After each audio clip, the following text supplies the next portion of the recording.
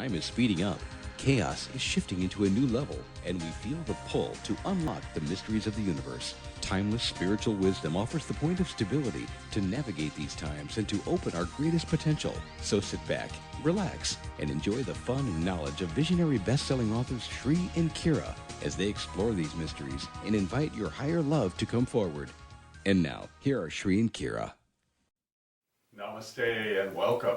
I am Sri Ramka. And I am Kira Ra, and we are so delighted you have joined us for this very special version of Higher Love Radio. Today we want to explore how you can live through your own matrix moment with the 6 spiritual essentials.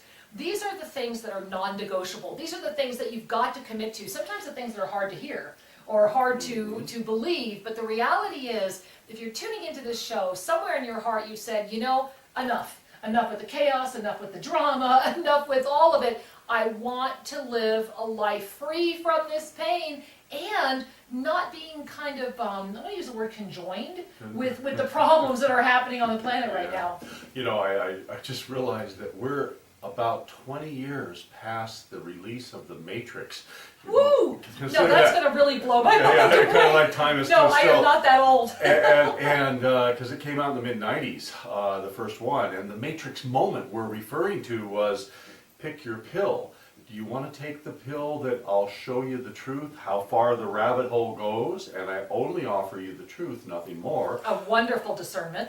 Or do you want to take the pill that help you forget all of this and you can go back to the way it was before? You know, Shri, isn't that really one of the most wonderfully defining, Hollywood has some wonderful moments, and I'm always looking for those lines and those moments. And what I love about that one, I just want to go back to what you said for a moment, was that all I'm promising you is the truth. Just the truth. And this is such a profound thing because it really takes us to the first spiritual essential, which, should we dive in? Let's dive in. Okay, let's dive in. And so the first spiritual essential is this. I'll only show you the truth. You must find, and this is not negotiable, you need to find a spiritual teacher, a guide, or a path that resonates so deeply with you that you are willing to commit to it for a year. And that is the basic, most fundamental essential. Now, resonates deep with you. Let's consider the importance of that. Absolutely. What we are referring to is a path is a proven or exemplified way of coming into closer contact consciously with your authentic being, with the universe, with the essence. That's what a path is all about. It's a spiritual awakening. And when it resonates with you, it's resonating beyond just the brain. It's touching the heart, the soul, in a fashion that you just can't dismiss, that something is there. Now, when I say can't dismiss, yeah, you could dismiss it. Lots of people do. Well, and that's part of the commitment process, isn't it? Because I would suspect that if you have not already found this pathway or spiritual teachers that resonate with you, that you're testing everything, that you're on a ton of email lists, tons of friend lists, you're constantly getting RSSs, you're constantly getting updates. And the key is, this is great, but it will not enlighten you. It absolutely will not take you to that anchored point. If you truly want to be on a profound spiritual journey, if you are truly seeking that enlightened state of being, if you're truly seeking that freedom to navigate the chaos that our planet is constantly throwing at you, to break free of being whipsawed with that, then you absolutely must find a pathway that resonates with you, and you need to take at least, and just commit to that one solid year of saying, I'm going to do this for a year and see where it takes me. So to do this for a year means what? It means that you get to confront your own inertia. Uh-oh. Because we have habits, and they don't dissolve automatically. It takes focus on a path. It takes focus on a self-awareness in order to dissolve habits. Now consider for a moment your ego, your view of the world, your sense of identity. A true spiritual path will threaten your ego. Yes. Universally. And that's what it's designed to do, because remember, the ego really is the other pill choice. The ego says, let's dance in density and let's do it well. And as Archangel Zadkiel always says so beautifully, if you decide to dance in density, then don't pretend that you're on a spiritual journey. Dive into density and, my goodness, do it really well. Now, the thing I want to get across here, yes, do it Yeah. well, is we have ego and we have soul. Now, which one is the spiritual path? Trick question. Indeed. Because the ego can become spiritualized, meaning it can play well with others. It can behave, but it won't lead you to the divine. It will only show you what it is not. Now, sometimes that's useful for a while. How do we define God? I don't know, but I'll tell you what it's not. So remember, the path of ego and spiritualized ego is empowering the identity that separates you from your true divinity, from Yeah. nirvana. Empowering the soul to come forward connects one to the truth, but it scares the ego. Very much And so. this indeed is the dilemma that has been around for millennia. It's the reason for the dogma, actually, is how do we humble this little guy over Well, here? and Shri, it's also a sign that you have picked a genuine A path. genuine path, Because there if you go. If you've picked a genuine path, you're going to be scared. And your ego is going to freak out. And we talk about that because by the time we get to step number 6, by the second half of the show, you're going to see how these actually start over again.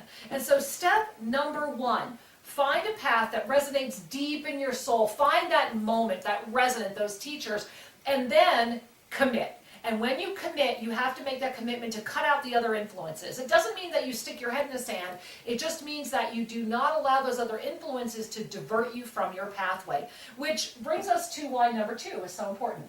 And so step number 2 of the 6 essentials, if you really want to anchor a spiritual life, is you absolutely must do some form of spiritual daily practice.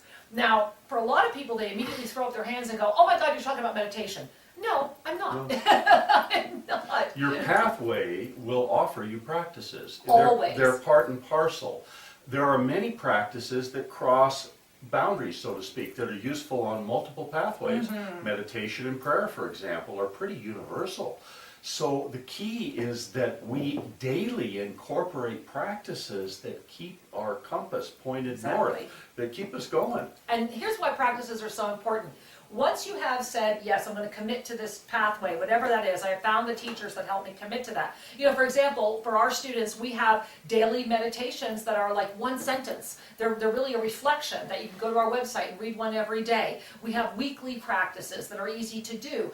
We have other things. And why? Why do we have those? Because you need the constant reminder, and we do because we're in human form. We need the constant daily reminder that you are not this body, that you are not all the dramatic energies that are happening on this planet.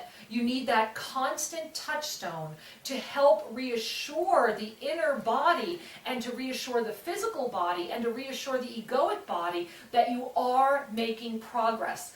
And without daily spiritual practice, you will find yourself having a very difficult time staying in number 1, which is committed to the journey. And remember, these practices can be so easy. I mean, it's like tying that old rubber band around the wrist, you know? It can be that easy. You know, one of the basics that we teach is the mantra of self-ascension. 4 lines, 4 very simple lines. I am here, I am ready, I am open, guide me. Deceptively simple, yet profoundly deep when you really work with them. And that's a whole nother teaching. You can learn more about that in our Ascended Sanity course and other writings at our website. Absolutely, or grab our free ebook on self-ascension, and it's right in there, and it also talks about 4 very simple steps to really keep you moving forward. So, number 1, find the pathway that resonates with you and commit. And that's really the basic. That's the absolute foundation. Without that, the rest of these steps don't matter.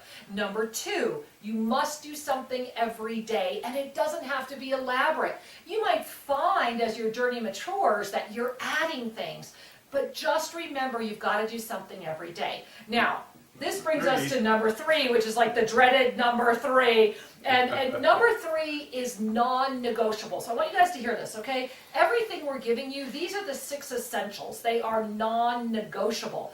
And this next one is really important because it will, for some people, it challenges the ego. And that is, in order to become enlightened, in order to be a being that remembers that you're not this body, that you're not the chaos, you must only ingest food that is light. Now, this can be interpreted within a certain range because food that is light means food that is filled with light. Food that is not heavy with the artifacts of density and not heavy with animal fats and animal bodies. Every enlightened being, every being who has held the frequency of that bliss eats very little. And what they do ingest is 99.9% a vegetarian lifestyle. Now, there's a lot of people who become vegetarians and think that they are spiritual just because they shifted their eating. One doesn't guarantee the other. However, without lightening your diet, you will never lighten your thoughts. Indeed. And you know, we actually have a whole course on soul nourishment, and if you go to the store at Self-Ascension at our website, TreeandKira.com, learn more about the soul nourishment program, because when we begin nourishing for our soul rather than nourishing for our ego, what happens is that the ego relaxes, because initially, unless you're really committed to the spiritual journey, and I know for a lot of people they say, this is where I get off, I can't do it. Okay, the reality is, that's okay. However, truly, the way that our planet is right now, the way that we are energetically right now, if you really want to be free of the chaos and in alignment with the chaos and drama, then you're going to need to change the way you eat. It's just not negotiable. You have to change the way you eat. You know, whoever said attaining enlightenment is easy is wrong. It's simple, but it's not easy. And the reason being is it's a very simple process, yet the easiness or the non-easiness comes from the ego's desire to trick you out of things you know inherently are true. And the reality is that as you allow yourself to enlighten the body, the spirit comes forward and everything becomes easier. And you know, we were so blessed that we were given a way of eating that basically has really sustained us extremely well and helps to maintain a high vibrational level. Yet remember, beloved angels, it's about eating for the soul, not eating for the ego or the mind. And that's a really important discernment. Eating for the soul, nourishing your soul instead of nourishing your ego. It's not that one is bad, it's that we set our priorities. The ego is a very useful tool to drive the car and to negotiate and navigate cities and all that jazz, all of the artifacts of density. However, for your spiritual path, we must allow space for that frequency of your core essence, that soul energy that touches the unconditionalness and brings it to you. Consider that. What is enlightenment? Residing in the unconditionalness is an attribute of that. So what we ingest affects our sense of being. Absolutely. You know, and what you breathe, what you drink, what you eat affects you. And we cannot measure by what is called normal. You must measure by what is called exceptional. If you want to have an authentic path of liberation, of enlightenment, then look for exceptional, not normal. Agreed. Exceptional. Because what is normal? In a lot of cases, normal is what has been accepted as being not the best. It's a compromise. It is a compromise. And remember that soul nourishment, what you eat, is also about what you believe. What are you eating as far as your thoughts? What kind of beliefs are you eating? This is why you must commit. Find the journey that works for you. Find the energy that works for you and allow yourself that commitment. Now, these are just the first three, and if you think these three are interesting, wait till you hear the next three. So let's bring a hand to our heart, bring a smile to our face. We'll be right back. Namaste, beloved one. This is Kira Ra, and I am inviting you to take a journey of the soul in the land of the heart. Imagine your life free from chaos and filled with creative clarity. Imagine waking up each day in your private lakefront casita, greeted by brilliant sun, flowers, and birds. It is here that you will effortlessly resurrect your divine blueprint in pristine energy. Yes, I am inviting you to join us for a personal resurrection vacation.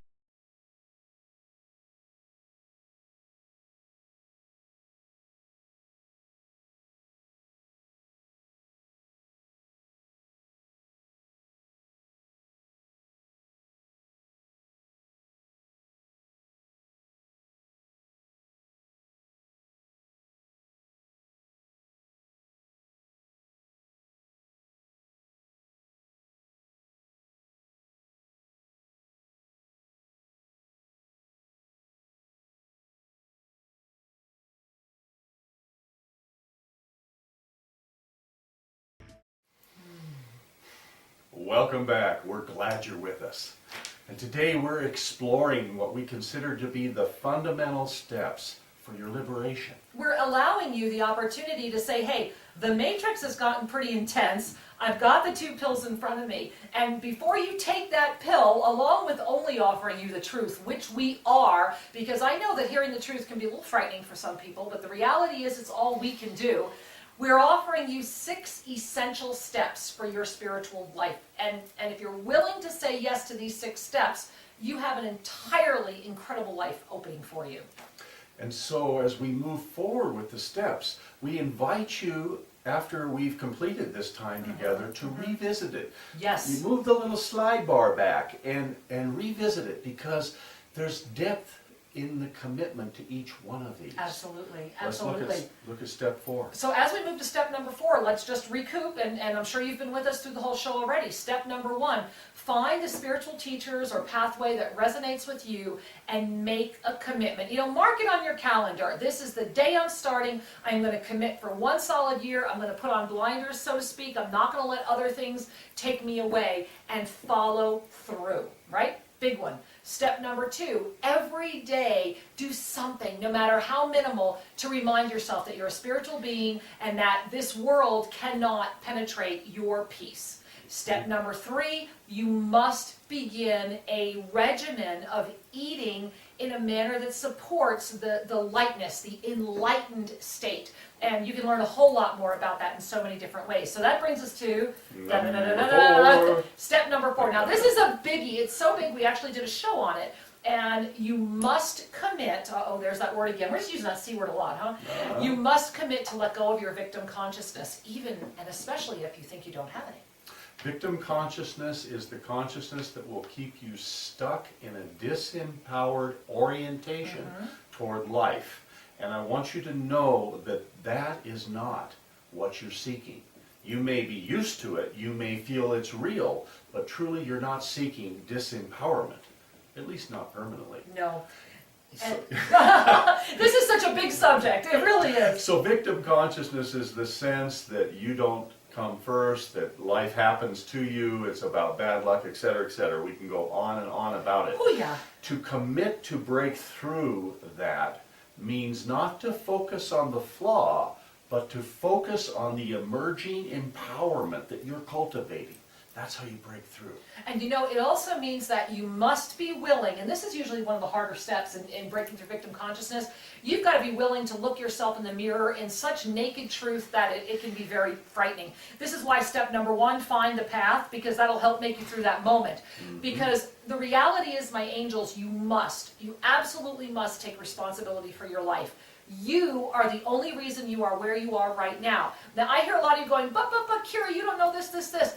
I hear you. Believe me, I hear you, because I have been there, I have lived it, I get it. But the reality is that you are the only one responsible. You know, one of the ways I like to always share this with people is, you know, for example, myself. As many of you know, Sri Ranka is my extremely amazing 5th husband, yet in every way he's my only husband. He's my first husband, because it's the only time I ever really was in true partnership, in true union. And it wasn't until after my 4th husband that I really got that the only thing I had in common with all these failed relationships was me. And it was that naked honesty, that recognition that I set myself up. It doesn't matter, they all played their roles perfectly, they really did. And I am so grateful, because without that recognition, we would have never found each other again, which is a whole other story. But the reality is, are you willing to be that honest with yourself and take responsibility for your life? You are not a victim. Taking responsibility for everything in your life is a way of affirming that the divine has created something beautiful in you, that you deserve and are capable of having a wonderful life. Indeed. And claim it. It's your birthright. And so here's the deal, my angels. You must be willing to let go of victim consciousness. And we said a little earlier, especially if you think you don't have any left. Go listen to our show on victim consciousness. Go listen to our Ascended Sanity program. Invest the $22. That's a commitment. Go invest $22 in a program that is hours of Shri and I teaching and workbook. And really look at those aspects in your life, because when you do, and when you are able to nakedly look in the mirror and say, I get it, there is a sense of freedom that emerges in that moment, and you will be amazed at how quickly everything falls together. And remember, this is step number 4. There's all these steps working together. These are the 6 essentials. Now, that brings us to number 5, doesn't it? Cinco. Okay, number 5 is another big one. It's very simply, you need to let go or to suspend interaction with people who tear you down and don't support your life. Now, that's a big one. Yeah, it is. So consider for a moment, because this can get a little bit scary also. Real scary. We're making a commitment to a spiritual path, and we're also unplugging from relationships that would not support that commitment. Or that tear you down. So here you've made this 1-year commitment, but you have these people over here telling you how crazy you are and that you shouldn't do this and that you're wrong. Those are not your friends. Those are what we call partners in pain. And these partners in pain will support your ego, they'll support your insecurities to fall or fail from your commitment and come back to the way things were. Wasn't that one of the pills? Which pill did you say you wanted? If you want the truth and you want to awaken, then you're going to have to slough off other forms of ingesting the other pill. And your partners in pain do that for you unwittingly. They don't know any better. So No. Forgive them, release them, and hang out with people that will lift you, support you, and help you reach your goal. Now, how do you know if you have a partner in pain? Well, here's a few things. Once you have made a commitment to grow, and that's really what you're saying. You're saying, I'm making a commitment to improve my life, to grow, to find the authenticity of my divine self. I had the privilege recently of meeting with a woman who said to me, this is not who I am. She looked me straight in the eye and she said, Kira, this is not who I am. This is who I am after 22 years of doing what everybody else wanted me to. And it was a guest who had come to spend time here at Tosa La Laguna in Guatemala, and she booked herself in for 2 weeks, and I'm so proud of her. And she said, I came here to find me again. I am going to rediscover who I am, she said, because it's been 22 years of I don't know who I am Compromise anymore. and giving herself away. Exactly. Her So kids just went to college, that kind of thing. So she's here because she recognizes that she had to cut and get away. Her husband's at home, all of her friends. She came by herself because she was that committed to saying, I need to find me. That's what we're talking about. You need to have that strong of a commitment to say, I'm going to go find me again.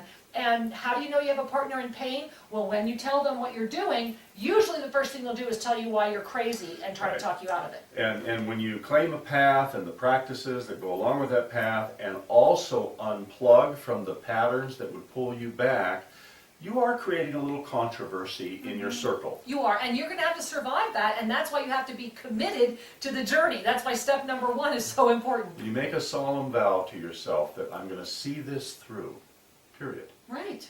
And those daily practices will help you move forward when you have this kind of energy. And we're not saying you need to permanently cut ties with anybody. That's not what we're saying. Please don't misunderstand that. What we are saying is that while you're anchoring, while you're growing, it's good to limit your interactions. It's good to allow yourself to notice that these were partners in pain. And to remember they're playing their role perfectly. Yes. Anytime someone encourages you to quit or tells you why you're not doing something right, what they're really saying, even though they don't consciously know it, is they're becoming the God self and looking at you and saying, are you sure? Are you sure? They're playing their role perfectly to allow you to keep committing. And so you thank them. You might not do that verbally, and you might, but what you're really saying is thank you for reminding me that I need to keep moving forward. And if you do need to say something, what I always invite people to say is simply this: thank you for loving me enough to share your concern, and please know that I love myself enough to keep moving forward. And that's clear, that's honest, and Yes. it's non-judgmental. It is. It's just an act of self-responsibility and self-respect. Exactly. See it through. Please see it through. And that brings us to, oh my goodness, Number 6. step number 6, which is you've got to keep saying yes. Just when you think you've committed and you're ready, you will need to keep saying yes. Now, this is especially true if you've committed, and it kind of brings us right back to step number 1. You will I 100% guarantee it. If you have really committed to a solid teacher or a solid pathway, at some point, a true teacher who will not entrap you in victim consciousness, because remember, a lot of teachers keep you entrapped in victim consciousness because it's very easy and it feels safe because you're used to that energy, but you're not growing.